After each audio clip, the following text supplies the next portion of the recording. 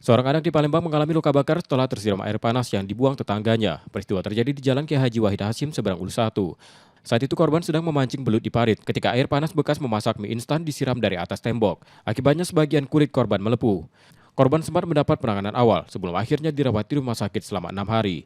Katanya sih tidak sengaja disiram air panas sama tetangga. Dia ini kan mancing belut, pinggiran kot dia kan. Nah, dia katanya tidak kejingoan menada budak, jadi dia siram banyu panas itu dari tembok dia itu kan disiramnya cak ini. Nah, ujinya tidak sengaja tapi tidak tahu juga ya Pak. Karena dinilai tidak bertanggung jawab, keluarga melaporkan kejadian ini ke polisi. Peristiwa tersebut ya kami turut prihatin ya, menyayangkan sekali kenapa peristiwa itu terjadi. Mengingat korbannya juga umurnya masih 8 tahun. Laporan korban sudah kita terima? Untuk laporan sudah kami terima dan segera kami tindak lanjuti. Kasus ini ditangani Unit Pelindungan Perempuan dan Anak Polrestabes Palembang. Yudi Kiswanto, Kompas TV, Palembang, Sumatera Selatan.